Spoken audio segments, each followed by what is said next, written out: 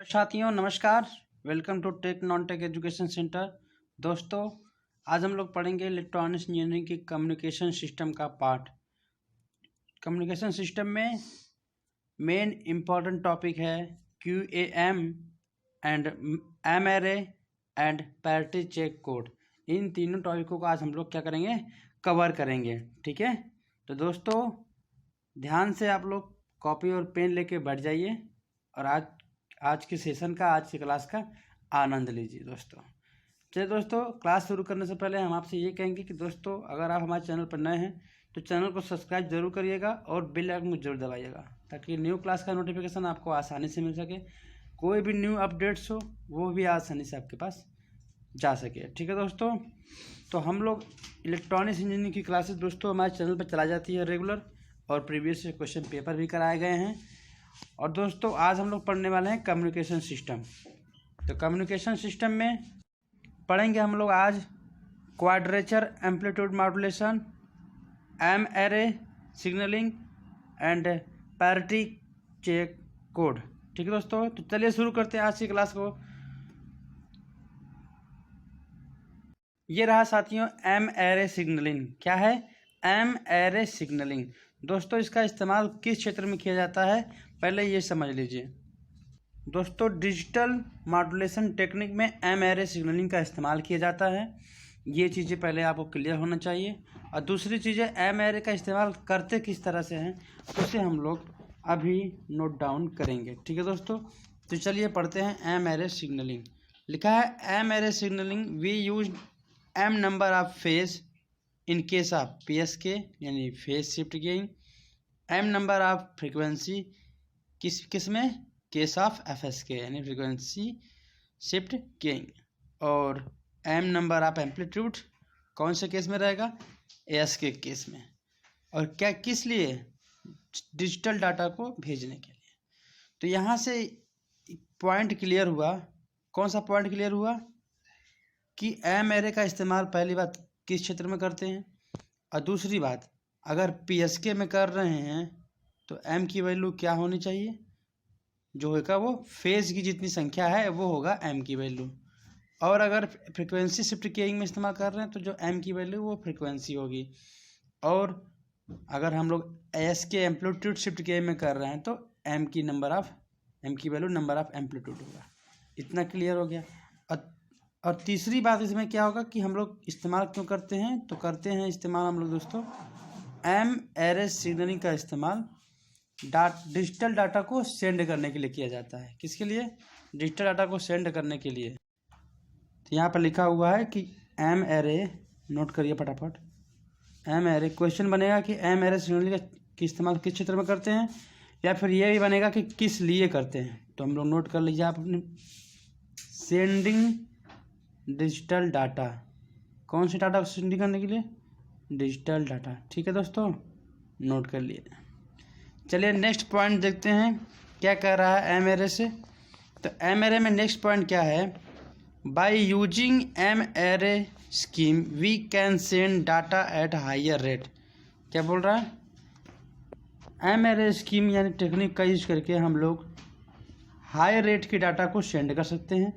ठीक है, और इंक्रीज्ड प्रोबेबिलिटी ऑफ एरर यानी कि एरर होने की जो संभावना है वो इसमें बढ़ जाती है।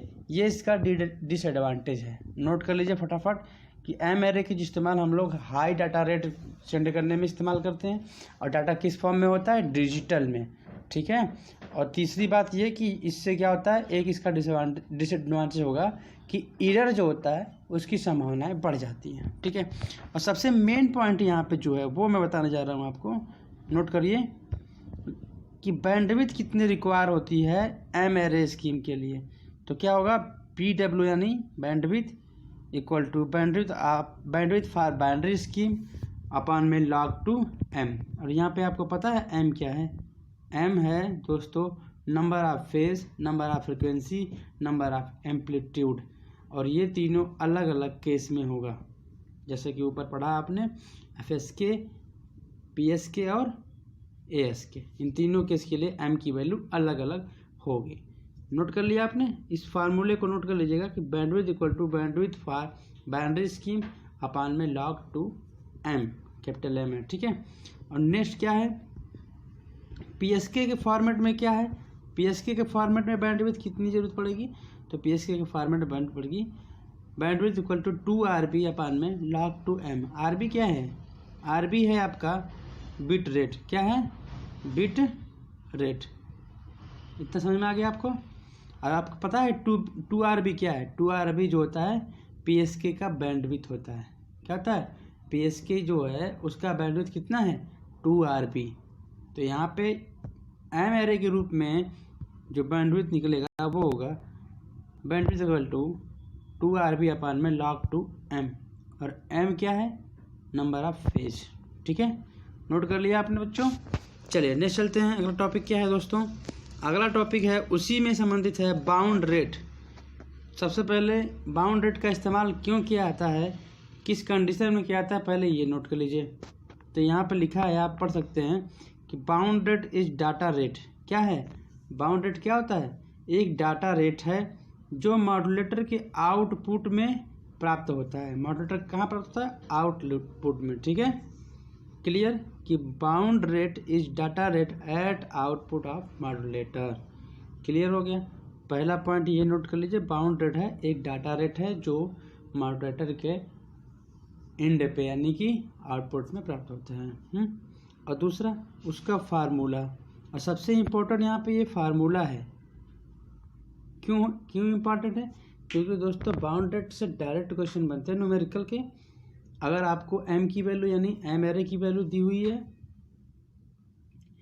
या फिर बाउंड रेट दी हुई है, बिट रेट फाइंड करना हो, इन तीनों में से अगर एक अज्ञात है तो उसे हम लोग निकाल सकते हैं। कैसे, बाउंड रेट इक्वल टू क्या लिखा हुआ है, बिट रेट अपान में 2 log 2 m।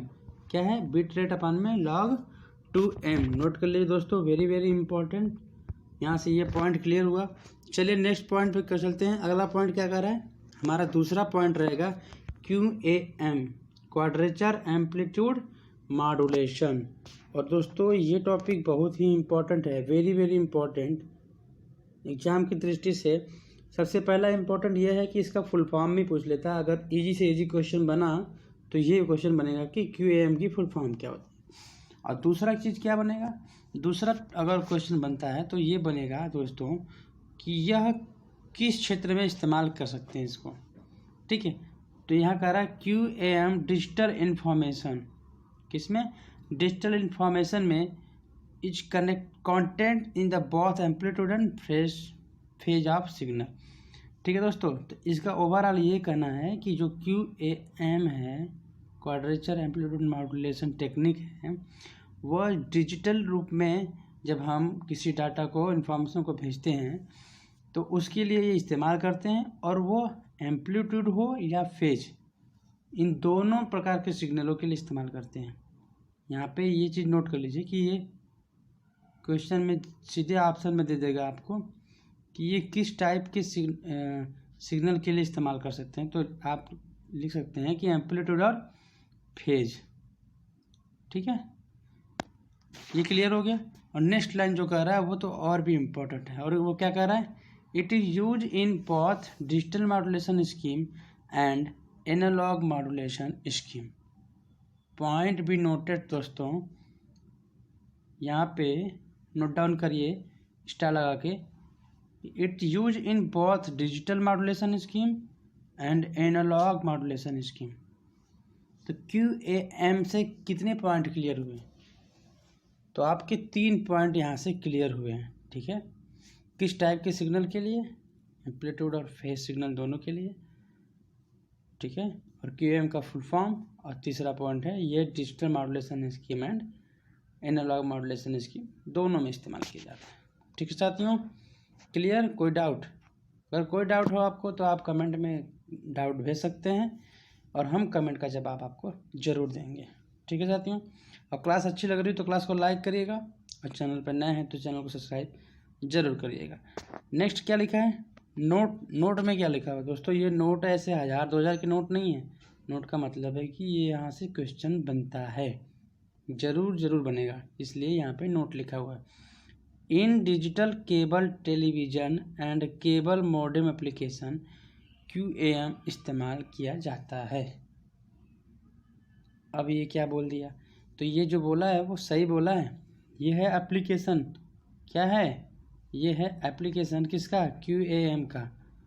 तो मेनली इस्तेमाल करते हैं इसको डिजिटल केबल ट्रांसमिशन में, टेलीविज़न में एंड केबल मॉडेम एप्लीकेशन। तो मेनली यहाँ पे ऐसे पूछता है कि मॉडेम जो होता है उसी में इस्तेमाल किया जाता है QAM को। ये पॉइंट आउट होगा कि मॉडेम जो है उसमें QAM का इस्तेमाल किया जाता है as a digital modulation scheme के तहत। ठीक है, चलिए यहाँ से ये चीज़ नोट कर लीजिए आप। और नेक्स्ट पॉइंट को चलते हैं हम लोग। अगला पॉइंट क्या है, और बेहद खास पॉइंट है ये, एरर डिटेक्शन का पॉइंट है। यहाँ पे क्या लिखा है, parity check code, parity check code. तो दोस्तों ये पैरिटी चेक कोड होता क्या है, इसके बारे में हम लोग समझेंगे। तो कह रहा है कि when the number of check bits is 1 it known as parity check code. Parity check code का मतलब ये है कि दोस्तों अगर कोई इन्फॉर्मेशन हम सेंड कर रहे हैं किसी दूसरे के पास रिसीवर पे, तो वो डेस्टिनेशन पर जब जाता है तो वो हमारा इन्फॉर्मेशन सेम टू सेम वहाँ जा रहा है कि नहीं जा रहा है, उसको चेक करने के लिए एक पैरिटी चेक कोड यानी पैरिटी नंबर भेजते हैं, एक बिट भेजते हैं। ठीक है, और वो बिट को हम चेक करते हैं डेस्टिनेशन पे। ठीक है, तो इसी को बोलते हैं पैरिटी चेक कोड। अब पैरिटी चेक कोड कितने टाइप के होते हैं और उनका इस्तेमाल कैसे करते हैं उसके बारे में चलिए हम लोग समझते हैं। नीचे पैरिटी चेक कोड होता है जो 2 टाइप के होते हैं। कितने टाइप के होते हैं, 2 टाइप के होते हैं पैरिटी चेक कोड। नोट करते जाइएगा, अपना नोट्स बनाते जाइएगा, और एग्ज़ाम में जब जाएंगे पेपर देने उससे पहले रिवीजन करने में आपको बहुत ही सहायता करेगा ये। और हाँ, हम जो करा रहे हैं इस टॉपिक वो ज़्यादा डीपली घुस के नहीं जा रहे हैं, वो जितनी इम्पोर्टेंट है वही चीज़ें मैं सटीक आपके सामने लेके आया हूँ। चाहता तो मैं ढेर सारे चीज़ें लिखा हुआ सब कुछ चीज़ें लेके आ जाऊँ अच्छे तरीके से, तो इसका मतलब ये हो जाएगा कि आप फंस जाएंगे, उलझन में हो जाएंगे, क्या इम्पोर्टेंट है क्या नहीं इम्पोर्टेंट है। इसलिए जो इम्पोर्टेंट है, जो आने की संभावना है, जो प्रीवियस ईयर में आए हुए हैं, उनसे संबंधित टॉपिकों को मैं आपके सामने लाया हूँ। तो क्या कह रहा है, पहला आपका है event parity check code. Event parity check code का मतलब है सम पैरिटी चेक कोड है। इसमें कह रहा है कि इफ़ चेक बिट यानी जो जांच वाली बिट हमने भेजी है वो such that the total number of ones in the code word is even, it is even parity check code. जैसे आपको एक एग्जांपल के थ्रू बताता हूँ। ये लिखा है 0 1 1 0 1 1 0 1 1। ठीक है दोस्तों, अब इसमें कह रहा है कि इसमें जो वंस की संख्या है अगर वह काउंट करने पर इवन आता है, 1 2 3 4 5 6, कितना आया वंस, कितना है 6। तो दोस्तों ये जो 6 आए हैं जो हमने चेक किया है इसे ही बोलते हैं इवन पैरिटी चेक कोड। ठीक है, लेकिन हाँ इस बात का हमेशा ध्यान रखते हैं कि हमारे जो ट्रांसमिशन जगह से जहाँ से भेजा जा रहा है इन्फॉर्मेशन, वहाँ से वो कौन सा बीट भेजा जा रहा है पैरिटी चेक के रूप में वो पता होना चाहिए आपको। हो सकता है वहाँ से 0 जो भेजा जा रहा हो पैरिटी चेक में और आप चेक कर रहे हो 1, तो फिर मिस्टेक हो जाएगा। तो यहाँ पे अगर 1 भेजा जा रहा है तो हम वंस के नंबर को वहाँ पे काउंट करेंगे। अगर वो इवन है तो इवन पैरिटी चेक हो जाएगा, अगर वो ऑड है तो ऑड पैरिटी चेक। ठीक है दोस्तों, तो नेक्स्ट क्या है पॉइंट, दूसरा पैरिटी चेक का जो दूसरा पार्ट है वो क्या है, वो है आपका when the check bit is such that total number of ones in code is odd is called odd parity check code. इसका सीधे सीधे मतलब है अपनी भाषा में, मातृभाषा में, कि अगर हम चेक बिट भेजते हैं वंस के नंबर में, ठीक है, और उनका काउंट करते हैं, अगर वो 1 ऑड आता है यानी विषम आता है, जैसे हम लोगों ने काउंट किया 1 1 0 0 1 0 1, तो दोस्तों 1 2 3 4 5 आपने क्या किया, वंस का नंबर कितना है 5, और ये क्या है ऑड है। तो आपने क्या चेक किया, ऑड पैरिटी चेक कोड ये प्रोसेस होगा। ठीक है दोस्तों, इस तरह से आपको समझ में आ गया होगा। और ये टेबल आप एक बार देख लीजिए और नोट कर लीजिए। और मैं इसे आपको समझाता हूँ कि आपका जो मैसेज है, जो भेजा गया है मैसेज है, वो क्या है, ये है 01001। ठीक है, और आपको चेक क्या करना है, चेक बिट आपको दे दिया है कि आपको चेक बिट करना है 1। जो भी मैंने बोला कि ट्रांसमिशन लाइन जो ट्रांसमिट किया था, जहाँ से भेजा जाता है मैसेज, वहाँ से जो चेक बिट होता है वो क्लियर होना चाहिए। तो आपका चेक बिट क्लियर हुआ कि आपको 1 काउंट करना है। अब code for odd parity check bit, तो आपके ऑड पैरिटी चेक बिट में 1 की संख्या कितनी है, 3 है। तो आपको क्या मिलेगा, ऑड पैरिटी चेक में क्या मिलेगा आपको कि आपका जो है ऑड आपने चेक किया और वो ऑड आपका मिल गया। ठीक है, और दूसरा इन्फॉर्मेशन क्या है, 1011101, और इसमें चेक बिट क्या है आपका 0। और आपने चेक किया तो क्या मिला आपको, ये ऑड नहीं मिला बल्कि क्या मिला, 2 0 हैं, तो ये क्या मिला, इवन। तो अगर आपको ऑड चेक कर रहे हैं और वो मिल जाता है तो आप 0 दिखाएंगे, और अगर आप ऑड चेक करते नहीं मिलता तो उसे 1 दिखाएंगे। ठीक है, इस तरह से यह हम लोग एरर को चेक करते हैं ट्रांसमिशन और रिसीविंग पॉइंट पे। ठीक है, तो नीचे क्या लिखा हुआ है कि if signal error occur in received message it can be easily detect as it change the number of ones from even to odd और फ्रॉम ऑड टू इवन। तो दोस्तों सीधी सी बात ये कहा है कि जब सिग्नल एरर होता है रिसीव्ड मैसेज पे, ठीक है, तो उसमें वो आसानी से पता चल जाता है। कैसे पता चलता है, change the number of one, यानी 1 की संख्या जो चेंज हो जाती है, इवन से ऑड हो जाती है, यानी एक कम हो गई, एक ज़्यादा हो गई, या ऑड से इवन हो गई, तो वो आसानी से इंडिकेट करता है, डिटेक्ट कर लेते हैं हम लोग कि मैसेज में क्या है, एरर है। ठीक है, इतना पॉइंट क्लियर हुआ दोस्तों। आशा करता हूँ आपको समझ में आ रहा होगा। अगर आप थोड़ी सी भी कॉन्सेंट्रेशन से आप ध्यान से पढ़ेंगे क्लास को तो आपको पक्का 110% क्लास समझ में आ जाएगी। दोस्तों इस क्लास का एक ही उद्देश्य है कि आपको वो पॉइंट आपके सामने लाना जो एग्ज़ाम में बार बार पूछे जा रहे हैं और आप उस पॉइंट्स के टच में हैं या नहीं, इसके लिए ये पॉइंट मैंने लिया है। ठीक है, ये पॉइंट आप एक बार पढ़ रहेंगे तो एग्ज़ाम में ज़रूर आपको क्लिक करेगा। ठीक है दोस्तों, तो चलिए एक बार हम लोग रिवीजन करते हैं फटाफट, क्योंकि आपको पता है कि हम क्लास लेने के बाद एक बार फटाफट रिवीजन करते हैं।